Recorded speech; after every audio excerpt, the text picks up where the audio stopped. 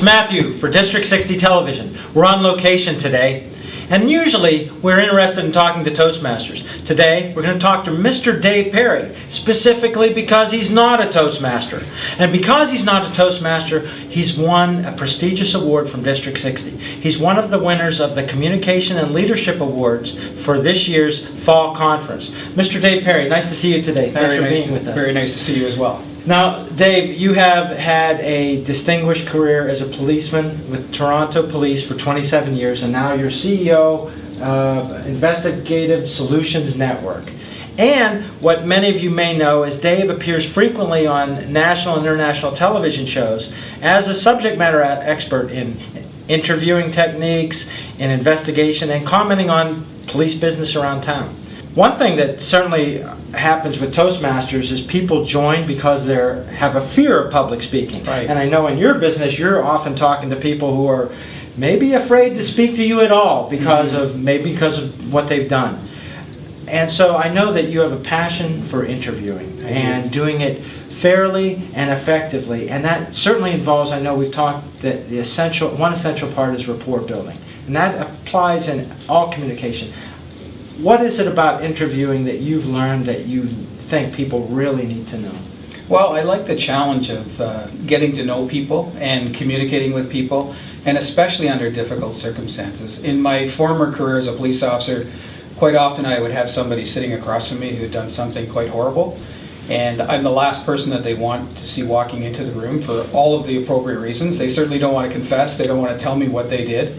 So over the years I developed some techniques whereby I found that treating people with dignity, even in their darkest hour, was a good technique to get them to tell you things that maybe they're not going to tell you otherwise. So what I'm trying to do, and my mission on the interviewing process, if you will, is to teach everybody that I can across Canada and down to the United States and hopefully at some point globally that there's just a better way to do this, to change the perceptions that people have about interviewing.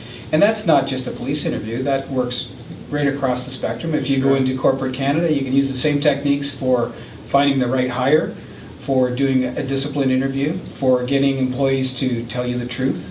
And that's what this process is all about, building rapport, opening up conversation, and then actually searching for the truth. Whereas a lot of former techniques were all about detecting deception, and that's fun, that's exciting. When I teach a course, everybody wants to learn about how to tell when somebody's lying.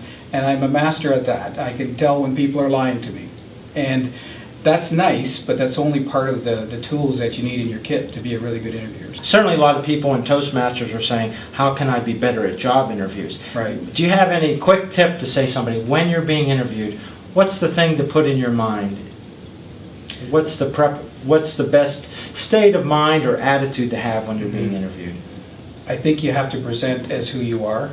And in all the training that I do, I used to be an interrogator. I don't consider myself that anymore. I'm an interviewer now. And I tell people, don't try and be Dave Perry, or don't try and be Joanne Patterson, one of my master trainers. Be yourself.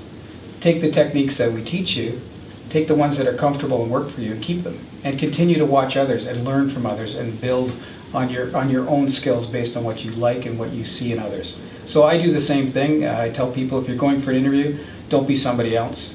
Be yourself. Don't try and use big words. Just talk. Be ethical. Be honest.